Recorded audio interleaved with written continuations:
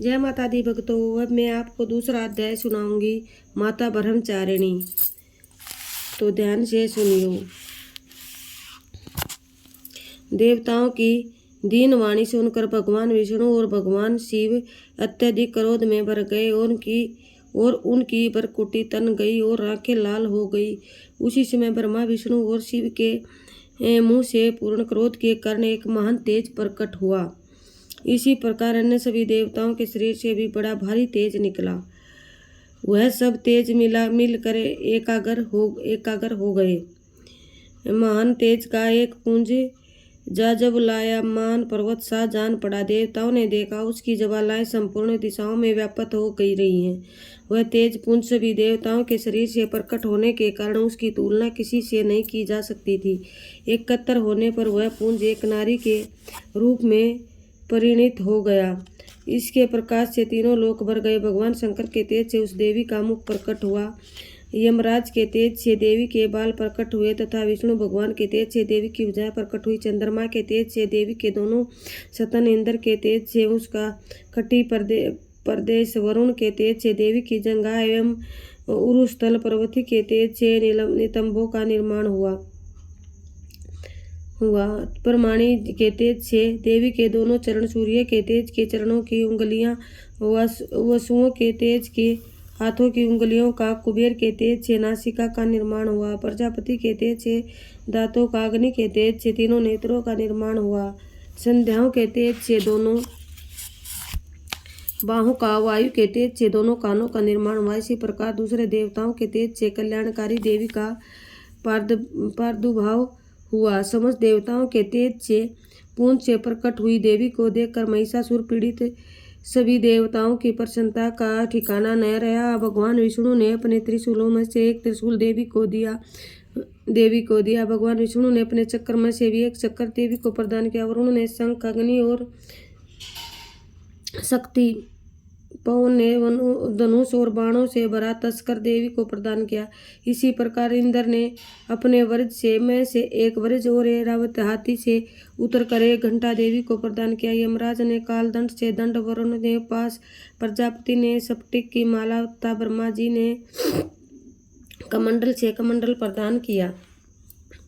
सूर्य भगवान ने देवी के समस्त रोमकूपों में अपना किरणों का तेज भर दिया। काल ने उन्हें चमकती हुई ढाल और तलवार प्रदान की।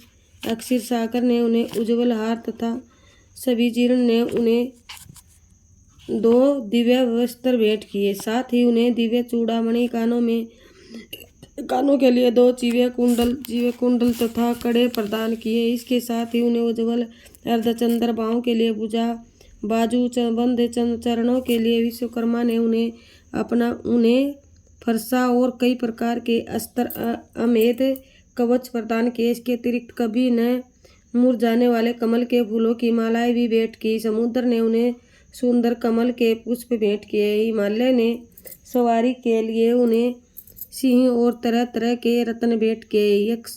यक्षराज कुबेर ने उन्हें मधु से भरा हुआ पात्र और शेष नाग ने बहुमूल्य मणियों से विभूषित नागहार भेंट किया। इसी प्रकार अन्य सभी देवताओं ने भी अनेक प्रकार के आभूषण और आयुध भेंट किए।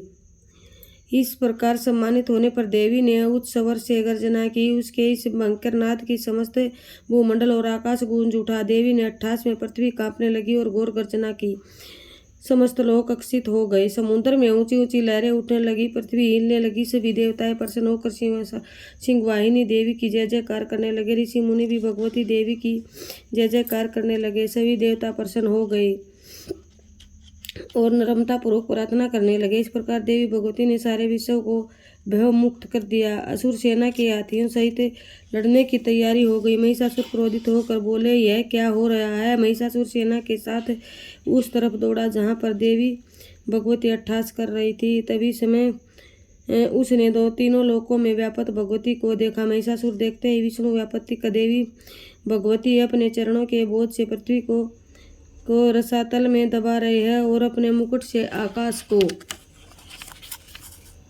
छू रही है। उसके धनुष की टंकार के सारा पाताल लोक काम्यापन हो रहा है। महिषासुर ने देखा कि देवी भगवती ही अपने सशस्त्र भुजाएं सभी दिशाओं में फैला रखी हैं।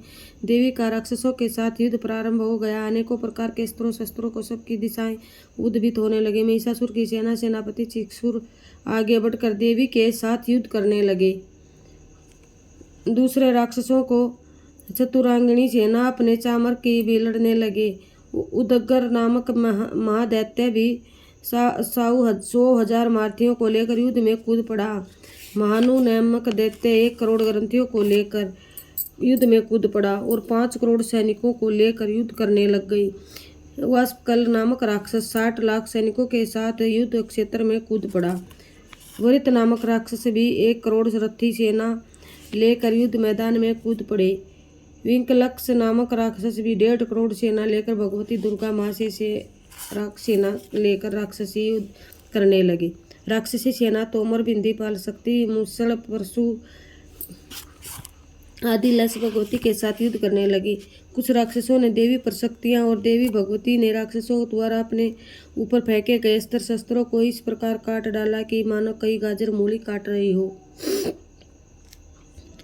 चंडी देवी के तेज को देखकर देवता और ऋषि उनकी स्तुति करने लगे। इससे देवी उत्साहित होकर अपने शस्त्रों द्वारा राक्षस सेना को निशाना बनाने लगी। उनकी वाहन शेर की भी क्रोधित होकर गर्दन के वालों को हिलाने लगा तथा दाड़ने लगा। वह राक्षसों की सेना में इस प्रकार घुसने लगा मानो वन में आग लग गई हो। देवी क्रोध में बढ़कर नथुने फुलाकर श्वास छोड़ने लगी। उनकी प्रत्येक श्वास से सैकड़ों हजारों गण पैदा हो गई। उन गणों ने खग, बिंदीपाल, परशु आदि से युद्ध करना शुरू कर दिया। वे देवी गण राक्षसों का नाश करने लगे। कुछ गण नगाड़े, शंख आदि बजाने लगे, कुछ गण मृदंग बजाने लगे। तब देवी भगवती ने त्रिशूल, गदा तथा शक्तियों से आक्रमण कर दिया। रणचंडिका देवी ने तलवारों से सैकड़ों सुरों को मौत के घाट उतार दिया। कुछ राक्षस देवी के घंटे की आवाज में मोहित हो गए। बहुत ही राक्षसों ने देवी को अपने पास में बांधकर पृथ्वी पर घसीट कर मार डाला। बहुत ही राक्षसों को देवी ने घसीट कर मार डाला। देवी भगवती ने बहुत से राक्षसों को अपनी गदा और मुसल की धार से घायल कर दिया, जिसने ही राक्षसों के हृदय शूल से फट गए। कितने ही राक्षसों को बाणों की वर्षा कर देवी ने मौत के घाट उतार दिया। कितनों ही राक्षसों की भुजाएं काट गई। अनेकों राक्षसों की गर्दनें शरीर से अलग हो गई। देवी ने कुछ राक्षसों के शरीर के टुकड़े टुकड़े कर दिए। कुछ राक्षसों की जंघाएं काट दी। अनेकों राक्षसों के मस्तक काटकर पृथ्वी पर गिरने लगे। राक्षसों के सिर विहीन धड़ हाथों से तलवार, शक्तिहीन और आदि शस्त्र घूम रहे थे। कुछ असुर देवी को ठहर जा कहकर पुकारने लगे। युद्ध का मैदान रथी, हाथी, घोड़े एवं राक्षसों की लाशों में पटा पड़ा था। यहाँ पर आना जाना कठिन था। युद्ध के मैदान में इतना रक्त बह रहा था कि मानो रक्त की नदी बह रही हो। देवी चंडी ने असुर सेना का इस प्रकार संहार कर दिया, तिनके और लकड़ी के ढेर में आग लगा दी हो। चंडी के गणों ने उन राक्षसों के साथ ऐसा युद्ध किया कि देवता प्रसन्न होकर आकाश से फूलों की वर्षा करने लगे। देवी का वाहन सिंह भी भयंकर आवाज करता हुआ तथा अपने बालों को हिलाकर वहाँ घूम रहा था। बोल शेरावाली मैया की। अब दूसरा पाठ समापन हुआ। मिलते हैं कल तीसरे पाठ को सुनाऊंगी। माता का तीसरा रूप होगा चंद्रघंटा। बोल जय माता दी।